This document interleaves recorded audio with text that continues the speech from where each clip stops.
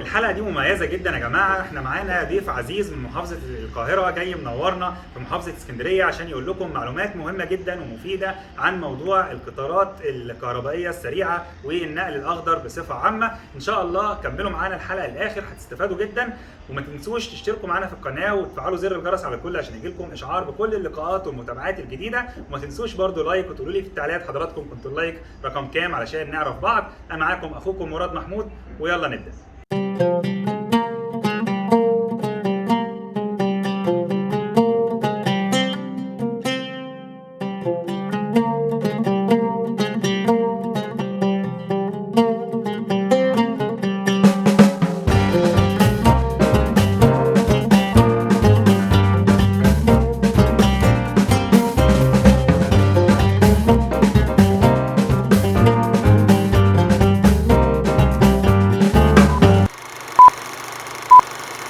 علشان حضراتكم جمهور غالي علينا، حبيت اكون معاكم النهارده مع اكتر الناس المهتمه بموضوع النقل الاخضر والصديق للبيئه.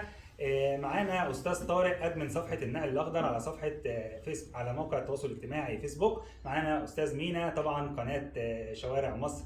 بنرحب بيهم وبنقول لاستاذ طارق نورت اسكندريه والحمد لله على السلامه. وحابين تشرح بقى للناس كل المشاريع اللي موجوده حاليا في مصر من النقل الاخضر والنقل صديق البيئه، سواء على مستوى مترو ابو قير. طبعا كل المتابعين عندنا حابين يعرفوا كل ما هو جديد عن مترو ابو قير، او على مستوى القطارات السريعه. شبكه القطارات السريعه في مصر طبعا دلوقتي شبكه كبيره جدا، او اي وسائل نقل جديده، حتى القطار التالجو الجديد اللي ان شاء الله هيكون تشغيله اول مره بكره في ما بين القاهره واسكندريه. هيكون اول مره تشغيله الساعه 2 القطار زي ما حضرتك قلت لنا. حابب بقى الاول ارحب بحضرتك، اهلا بيك ومنور اسكندريه.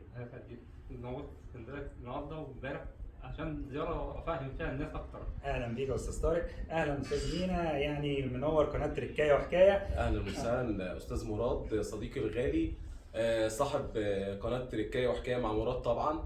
بجد يعني يا جماعه، يعني استاذ مراد من اول الناس اللي يعني انا اتعلمت منهم كتير بامانه. يعني من اول ما بدات القناه وفكره القناه جات لي، يعني شوارع مصر مع مينا، بجد هو كان دعم ليا، وكان يعني كل كومنت كان هو بيكتبه بامانه بيديني دفعه للامام. حضرتك منورنا يا استاذ مينا. الله يخليك استاذ طارق، انا شايف ان حضرتك مجهز بقى صور من خرايط وجايب معاك يعني معلومات كبيره، فيا ريت جمهورنا طبعا حابب يسمع من حضرتك الحاجات الجديده دي. عايزين نبتدي بمترو ابو قير. مترو ابو قير، مترو اسكندريه عموما. كل الناس مستنيه تسمع معلومات عن مترو ابو قير، وامتى هيبدا التنفيذ والخريطه والمحطات. الكلام الفعلي بدا امتى؟ من اغسطس 2018 ان شاء الله، اللي هو خطوه واحده دراسه مرحله اولى. هو خلصها من مارس 2021 على الوضع الحالي، الخط الحالي. جيت انت في شهر ابريل 22 راح مأجل شويه عشان امتداد ابو قير الجديده. عشان مدينه ابو قير الجديده اللي بتتردم في البحر هيبقى في وصله لابو قير الجديده. ايوه، محطتين هيزيدوا على المسار. هيزيدوا على المسار، يعني في محطات جديده هتكون لحد ابو قير الجديده. ايوه تمام. اللي هو بعد كده في محطه محوريه هتتوصل بقطار بورسعيد الكهربائي. ما هي النهائيه بتاعت ابو قير الجديده هتبقى تبادليه. محطه تبادليه. تمام. والخط كله هيبقى علوي من توصل وابو قير نفسها لحد الظهريه. تمام. طب اشرح لنا على الخريطه، قول لنا ايه المحطات اللي هتكون علوي واللي هتكون سطحي. المرحله الاولى اهي. دي المرحله الاولى اللي هي من محطه مصر لابو قير. تمام.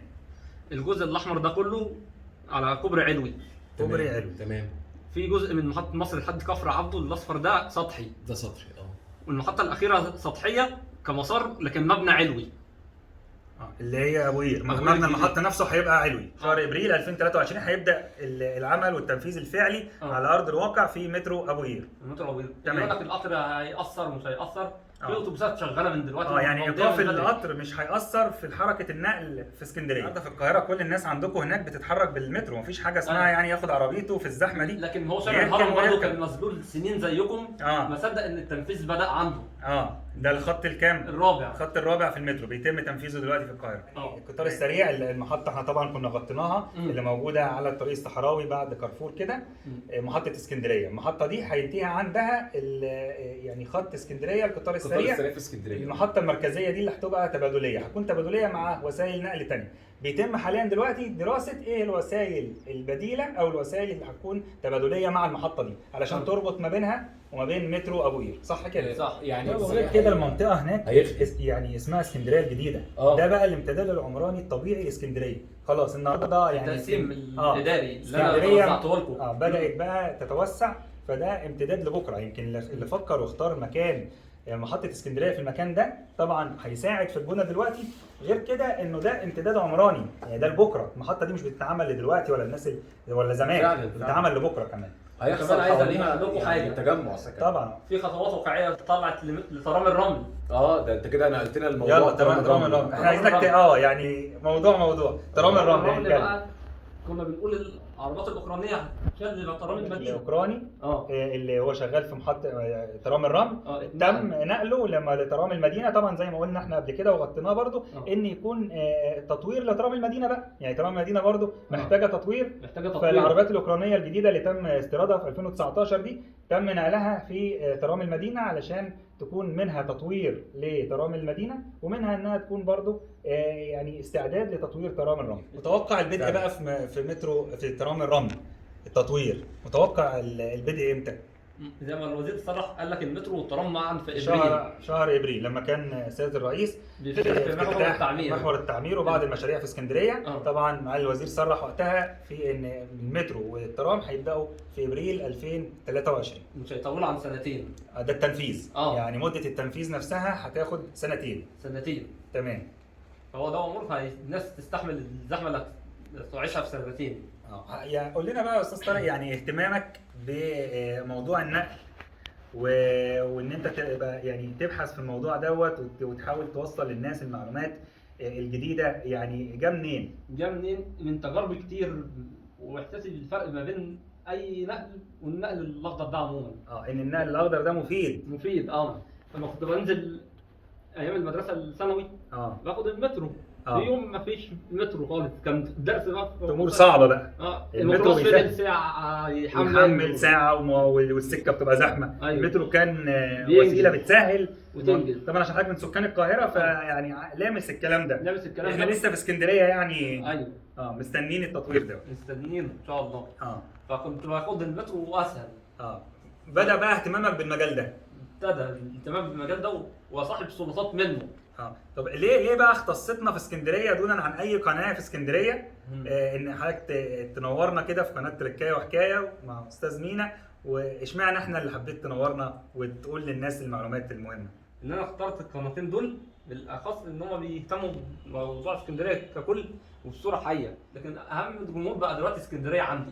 يعني حضرتك شايف ان دلوقتي جمهور اسكندريه بقى بيتابع صفحه حضرتك كتير، وده من خلال ان احنا بنتابع المشاريع الجديده. فبقيت مهتم بجمهور محافظتي اول ناس. جمهور اسكندريه، فبقيت تشوف جمهور اسكندريه مهتم بيه. والفاهمين الاولانيين ان لهم انجاز كبير جاي. الناس تعرف لان الدوله بتعمل مشاريع جديده والتطوير حوالينا في كل مكان. فحضرتك شايف ان كان مهم ان احنا توصلوا المشاريع دي، لان دايما زي ما بقول الاعلام مش هيغطي لوحده. لا لازم برضو بيسموه الاعلام الشعبي بقى. القنوات بتاعتنا ديت اللي بيسموه الاعلام الشعبي برضو ليه دور ان احنا نوصل المعلومه. طبعا الناس دايما بتشوف حواليها تكسير وهد وبنى مش عارفه ده ايه، فلازم حد يبقى بيوضح لها ان احنا بنعمل ايه. مراد عايز اقول لحضرتك حاجه، يعني ساعات بيبقى في مشاريع مثلا محليه فالناس مش عارفه التكسير ده ايه، لكن لما يكون واحد من ارض الواقع من نفس توصل لهم المعلومه من نفس المدينه، لا هو اللي يوصل اسرع كمان. طبعا. لكن لما يكون واحد مثلا قناه، معلش مع احترامي طبعا القنوات الاعلاميه الكبيره موجوده في القاهره مثلا هي العاصمه، مش هتعرف تغطي اسرع، مش هيبقى لامس اكتر من على ارض الواقع موجود، مش عارف ايه اللي بيحصل ومش عارف كمان ده هيفيد في ايه فعلا. انت قلنا كمواطن سكندري انت محتاج لمترو، محتاج للمشاريع دي، فعارف هتفيد ازاي. وزي اللي حطيت لهم كام كومنت النهارده بيقولوا طب مين هيغطي لنا مترو ابو قير وكده. قلت لهم احنا اول ناس هنغطي لكم ومعانا وهننزل اسكندريه في اليوم الاولاني ده. الله يخليك، ان شاء الله نكون من اول الناس اللي تفرح الناس ونذيع الخبر بدء العمل في مترو ابو قير وبقى ليا ونحتفل أنا مع وسيلة- بعض. وبقى ليا وسيله نقل افضل حتى مؤقتا ان انا اجي ساعه ونص من القاهره. اللي هو تالجو. قطر تالجو. تالجو الاسباني. هيفضل ساعتين ونص ده بفتره مؤقته من بكره عقبال ما الابراج يعني كان تفتح. التوربيني هو اللي بيربط ما بين العاصمه القاهره واسكندريه، والناس كانت بتتنقل بيه. لكن حتى ما كنت بنزل اجازه الصيف مع والدتي احجز توربيني، ما تحجزش مراكز ولا حاجه. لان هو كان اسرع حاجه، وكان مباشر برضه مباشر. يعني مش بيقفش محطاته كده. طبعا لما يعني اتهالك وقله الصيانه فيه والاهمال وقف سنين واقف توربيني. ايوه وعانينا ساعتها. البديل بقى بتاعه قطر تالجو. الشركه مضينا معاها 6 قطارات، وجي فتره كده كمان الوزير شاف التوريد اتاخر، فرئيس الشركه قال له هنهديك قطر الزياده فوق التعويض ده. بقوا 7 يعني. بقوا 7 يعني وصل منهم 2 7 قطارات. واحد خلص تجاربه ولا هيشتغل بكره، والتاني بيقول له كمان اسبوعين هينزل مواعيد مع الاولاني. يعني حضرتك بتقول لنا ان بكره اول رحله اللي هتكون يوم السبت جايه الساعه 2 قيامه من القاهره، هينزل لسيدي جابر واسكندريه بس. يعني في ساعتين تكون في اسكندريه. ما هو اسعار التذاكر.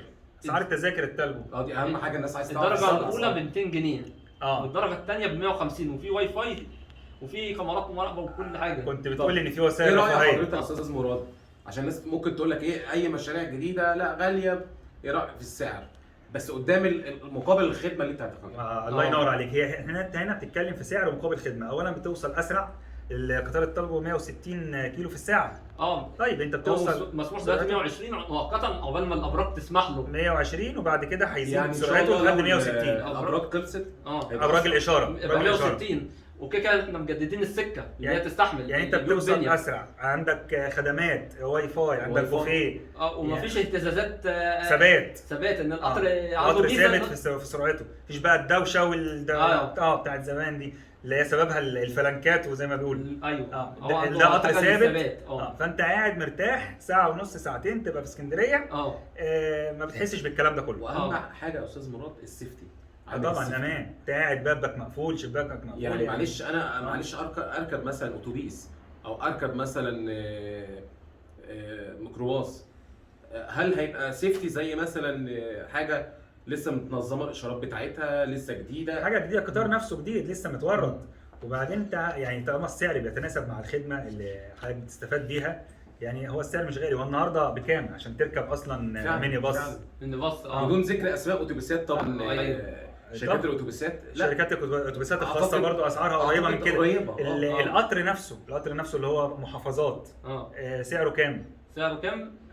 المحافظات ده 65 و70. وقلت لي المباشر في الفاي بي 100 و150. 100 و150. يبقى انت برضه ما رحتش بعيد في السعر. ما رحتش بعيد في السعر. مقابل ان انت بتاخد خدمه. ايوه. يعني النهارده بقى قاعد الساعتين بقى ومسافر من القاهره لاسكندريه وقاعد فاتح الواي فاي. فعلا حاجه عايز تشرب بقى قهوه، عايز تشرب شاي. ايوه في ممتاز. حاجه قلت لي في طقم ضيافه. طقم ضيافه. في ناس بتبقى عندها نفسيا تبقى مرتاح، كومفورتبل، بتحب القعده المريحه. طبعا. يعني قاعد مده برضه. ده هيبقى قعدته زي الطياره. ما انت قاعد بقى في طقم ضيافه، انت قاعد مضيفين وقاعد اكنك في طياره فعلا. غير لما تبقى قاعد في اتوبيس او ميني باص.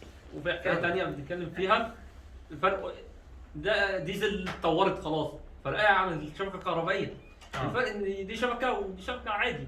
بس دي لها سكان ودي لها سكان. يعني ممكن انا هو ساكن في عين شمس فوق في القاهره. تمام. ايه اللي ينزلني حلوان في ساعه ونص بالمترو او ساعه وربع عشان اخد ده سريع؟ ما انا كنت بحط رباعيه لحد رمسيس. والساعه ونص بتاعت تالجو تركب من رمسيس تالجو تبقى في ساعه ونص ساعتين في اسكندريه. يبقى كده تالجو كمان اختصر الوقت. لكن اهو الساعه وربع بتاعت حلوان ومعاها لسه ال 50 دقيقه بتاعت السريع. كنت بتلف لفه اكبر وبتاخد وقت فنفس الوقت. لكن تالجو وسيله مواصلات واحده من القاهره لاسكندريه، انت كده وفرت وقت. يبقى اللي في الحلوان ده يروح بالكهربائي. اللي في الشمال عنده يعني سكان حلوان يقدروا يستغلوا القطار الكهربائي السريع في الانتقالات. الميزه كمان ان شبكه النقل الاخضر دلوقتي مربوطه ببعض فعلا. انت النهارده في اكتر من محطه تبادليه تنزل تغير وسيله نقل ثانيه. يعني زي ما انا بشوف كده ان توجه الدوله ان بكره كل الناس هتركب وسيله النقل الاخضر. محمد ساكن في الشروق. التحركات كلها تبقى بوسائل النقل الاخضر. على أيوة. فكره ده من ساكن بقى هو في توصيات الشروق. مؤتمر المناخ اه ان كل حاجه تبقى انت ربطت مصر كلها نقل كده. اخضر. ده لا، كمان العمل صديق للبيئه ممكن عشان العوادم دي طبعاً، كله طبعاً. غير تقل. كده ان ممكن كمان الخط الاول ده يتم دراسته ان يتمد لليبيا. الخط الاول والخط اللي رايح لاسوان يتمد كمان للسودان السودان. آه. وفعلا الاستشاري بدا في وصلة السودان في الدراسه. في الدراسه. انت كده بتتكلم بقى في شبكه نقل اخضر بقى دوليه. دولية مش انتقال كمان. ما بين محافظات بس، انت آه. كمان انتقال ما بين دول. ايوه زي اوروبا كلها كده شبكه باين قطر لنا استاذ كهربائي. مراد لو تعرف برضو ان في مشروع اسمه اسكندريه كيب تاون. هي خريطه بتوضح كل حاجه. ان النهارده كل الخطوط دي سواء خط كهربائي سريع او خطوط المترو الداخليه في القاهره او في كل اسكندريه حاجه لها بعد كده، لازمه. مش تقول لي انت كله القاهره بيربط. واخده كوم وانت كوم. كله بيربط مع بعض. كله بيربط مع بعض. آه. يعني زميلنا محمد اللي في الشروق عايز ينزل اسكندريه. يركب ايه بقى؟ قلت له انت الا ينزلك تنزل خطوط وتروح رمسيس. ما انت الكهربائي ينزلك سريعا للمحطه المركزيه. يعني بعد صح، كده لو صح. في مواطن في مدينه الشروق او اي يركب مدن قطار الجديدة. كهربائي سريع. اه يركب ايه بقى؟ قطار كهربائي سريع الخفيف لحد الخفيف. الخفيف لحد العاصمه المركزيه. آه. من العاصمه المركزيه المحطه المركزيه في العاصمه الاداريه. تبادليه. ايوه وبعد كده الساعة يركب وربع. اسكندريه. صح. ايوه دي قطار اسكندريه. سريع بقى لاسكندريه، لو يكمل بقى المطروح لو عايز. اللي هو بقى بعد كده تقدر تنتقل من اي حته لاي حته في مصر باستخدام شبكه النقل الاخضر. شبكه النقل الاخضر. والفايده كمان اللي هيبقى معاه محفظه او كارت. شاحن الكارت ده مثلا 2000 جنيه. تركب بالكارت الذكي. انا ساكن جوه القاهره. مفيش داعي تشتري تذاكر. ايوه خلصت تنقلات جوه القاهره. مترو هروح رمسيس. بنفس الكارت اقسم منه تذكره قطر اللي هو موجود حاليا. يعني كده احنا يعني مصر بتفكر لبكره لما بتربط كل المدن الجديده اللي بيعدي عليها القطار الكهربائي السريع، وبتربط بالمدن القديمه وبالعاصمه القاهره وبالعاصمه الاداريه الجديده. كل ده لما بيكون مربوط بشبكه نقل اخضر كده احنا بنفكر في بكره. يعني ايوه بنفكر دي خريطه مصر كلها والقطر السريع كله ومغطياها خطوط النقل الاخضر. ده الخطوط الجديده كمان بتاعت القطر السريع. يبقى احنا مصر لما بتفكر في المشاريع النقل الاخضر والتطور للمشاريع دي، هل ده كده احنا بنفيد ولا دي مشاريع على الفاضي وفلوس بتترمى على الارض؟ بتفيد. ليه بقى؟ خصوصا كمان الصعايده بتوع الفيوم. سكان من الفيوم برضه قالوا لنا صعيد مصر الديزل مش نافعنا ومواعيده ملخبطه. المواعيد بتتلخبط ساعات. بس بعد تظبيط الاشارات شفنا شغله. رغم ان هو في الغرب خالص. قلنا له انت في الغرب خالص عندك محطه اسمها الفيوم بني سويف، يعني خدمه المحافظتين. هيوقف لك عند المحطه دي اتوبيسات. الاتوبيس اللي رايح بني سويف من جوه والاتوبيس اللي يروح لمحافظته بقى بعد ما ينزل من القطر. يا اما انت ساكن عند المدينه الدبل عند المحطه. انت من سكان محدود دخل اللي هو يقدر يبدل في وسيله النقل وينتقل للمحافظه. يعني معنى كده ان قطار الكهرباء السريع حتى لو المنطقه بتاعتك مش جنب المحطه على طول في اتوبيسات تانية بتوصل بتسلك المحاور النيليه اللي هي اتعملت. تمام. يعني كل محافظه او كل 10 كيلو تعمل محور نهري. يعني كده برضه حضرتك عايز تقول ان في تكامل ما بين وسائل النقل الاخضر الجديده اللي بتتعمل والمشاريع الجديده دي وما بين المشاريع الطرق والمحاور الجديده اللي بيتم انشائها. ده برضه رد على اللي بيقول ان دي مشاريع ملهاش لازمه وفلوس بتتصرف على الفاضي. هل لو ما كانش في المحاور والطرق اللي اتعملت دي علشان تخدم شبكه نقل اخضر زي دي بتربط مصر كلها، هل هيكون في تنميه وعمران في مصر بعد كده؟ ما كانش هيبقى في تنميه ولا حركه اصلا. كنت ممكن تقعد بالسبع ساعات في طريقك عشان في مواصله واحده. ايوه انت تستفيد ايه من 7 ساعات؟ انت كده يتقسم عليك بالثلاث ايام ونص ايام تضيع وقت. انت كده بتفتح ظهير عمراني جديد زي المدن الجديده وزي مشروع توشكا. رغم ان انت في موجه سكانيه مش واقفه. الموجه السكانيه دي مش بتزيد. فكل يوم الدراسه بتغير خطوط وتزود خطوط. ففي زحف عمراني. الزحف العمراني ده انت بتحتاج له لمدن جديده. المدن الجديده دي بتحتاج لها محاور عشان تربطها بالمدن القديمه وبالعاصمه. والمحاور دي انت بتحتاج لها شبكه قطار سريعه. فكله تقصد تلاقي بيخدم بعض. ما انت عندك مصنع نيرك اللي هيتفتح في غرب بورسعيد ده. دي بقى صناعه محليه. طبعا بيشرف معاك. بيشرف لحد ما انت تتعلم بيشرف شركه ايه؟ شركه ايه العالميه؟ ما هو في كذا شركه. هونداي روتوم الكوريه جايه تشرف على قطارات مترو. وكمان تالجو جاي يشرف على 1200 عربيه غير العقد اللي انت ماضيه معاه. العقد اللي احنا ماضيين اللي احنا نشتري من بره، غير بقى ال 1200 عربيه دول هيتم تصنيعهم تصنيع محلي. يبقى احنا كده رحنا لنقطه ثانيه مهمه جدا، ان انت بتساعد على الصناعه المحليه. يعني لما بتعمل شبكه زي ديت بتحتاج لها عربيات، بدل ما بتستورد، انت استوردت زي ما قلت لي 6 عربيات اطارات وزادت واحد، ده كده بتتكلم في 7. انت بقى بتتكلم في 1200 عربيه هيتم تصنيعهم، يعني حوالي 100 قطر او 90 قطر. 90 قطر دول هيتم تصنيعهم تصنيع محلي. تصنيع محلي اشراف شركه هيونداي بس يعني تصنيع محلي. هيكون في عربيات اتهلكت زي الفي اي بي وكده، دول يبادلهم. ده يدخل بدل العربيات المتهالكه. في نقطه مهمه جدا، التصنيع المحلي ده اولا انت بتشجع صناعه محليه، بتستغنى كمان عن الاستيراد في ازمه الدولار اللي احنا فيها. طب مين اللي هيشتغل في المشاريع دي؟ الناس عندها بتوفر كمان فرص عمل. فرص عمل فعلا طبعا. معهد وردان الناس اللي عماله تقول مفيش شغل الكليه الهندسيه ينزلوا على الارض التكنولوجيا العسكريه، يبقى في معاهد وفي كليات بتتعلم، واكاديميات بتاعت التحالفات العالميه فتحت في مصر عشان يبقى في تحالف عالمي بيجي يفتح اكاديميه هنا عشان يعلم الناس ازاي تصنع. انت كده بتودينا برضه لنقطه ثانيه، بتربط حاجه ثانيه، بتودينا لنقطه التعليم. ان ازاي التعليم يكون مطابق او مترابط مع سوق العمل. النهارده انت بتعلم الناس دي تكنولوجيا وازاي تصنع وسائل النقل ديت اللي انت اصلا محتاجها، بدل ما تستوردها وبدل ما تصرف فيها دولار كتير في الازمه العالميه اللي موجوده دلوقتي. يبقى انت شغلت عماله مصريه، استفدت بالتعليم كمان. ال 1200 عربيه دول اكيد هيدخل فيهم نسبه كبيره من المكون المحلي. ما هو الوزير قالها بدل 60 هوصلوا 80% من العربيات دي هتكون من المكون المحلي. يبقى انت استخدمت موارد الدوله بدل ما تستوردها. ايوه يبقى كده انا بعمله صعبه، وفرت العمله الصعبه. ال 20% دي الحاجات المستحيله تعملها في مصر، هي بقى اللي هتيجي اجبار وبس. دي الحاجات اللي انت ما تقدرش تصنعها، بتيجي بس هي من بره، لكن يبقى في اضيق الحدود. اضيق الحدود. ال 20% اللي هو عارفهم الاستشاري من زمان، وهو قاعد في لندن. لكن اغلب يعني. المكون المحلي في المشروعات دي كلها هتكون من مصر. يعني اغلب المكونات هتكون محليه من مصر. وده طبعا زي ما قلت لك ان هو ايه هيوفر بقى عمله صعبه. انت ال 1200 عربيه دول مثلا 90 قطر كنت هتشتريهم بكام؟ تشتريهم بمبلغ كبير. انت وفرت نسبه، وفرت عمله صعبه، وشغلت عماله مصريه، وكمان استفدت من التعليم، وعملت شبكه نقل اخضر صديق للبيئه ويربط مصر كلها. وكمان في دراسات ان انت تربط مع دول ثانيه زي ليبيا وزي السودان. وعلى فكره استاذ مراد، يعني النقل مش كله نقل ركاب.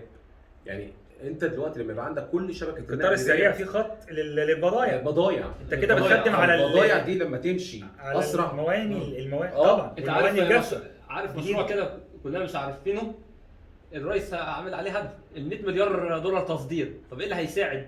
انت مصنعك في مثلا في العاشر، لازم وسيله نقل تنقل لك بضاعتك سريعه بعيد عن زحمه السكان. في النهايه حابب اقول لاستاذ طارق نورتنا، واستاذ مينا كانت حلقه ممتعه جدا واستفدنا ومعلومات كتيره جدا. نورتنا يا استاذ طارق. عدى اشكركم. انت نورتنا يا استاذ طارق. واستاذ مينا كانت حلقه جميله ونورتنا. استاذ مراد، ويعني بجد انا اتشرفت بيك واتشرفت باستاذ طارق. ويا ريت الناس يا جماعه لو حابب ان انت فعلا يعني تعرف كل حاجه عن اسكندريه، تتابع استاذ مراد تركايه وحكايه مع مراد، وتتابع شوارع مصر مع مينا. لان فعلا احنا يعني اي جديد في اسكندريه عن مشروعات قوميه او طرق او نقل اخضر احنا بنتابعه. فمتشكر جدا يا استاذ مراد. وانا باذن الله ليا لقاءات كتير جايه مع استاذ مينا ومع استاذ مراد على القناتين، وهننقل صور حقيقيه للمشاريع القوميه ان شاء الله مع بدايه التنفيذ. ان شاء الله ننقل من ارض الواقع، او حاجه استعدت جديده هننقلها من ارض الواقع. ان شاء الله الناس تعرف معلومات من عندنا اول باول ان شاء الله. حضرتك نورتنا. انتظروني في قناه حكايه وحكايه مع استاذ مراد، هننقل لكم بصوره حيه اي مشروع نقل اخضر في اسكندريه.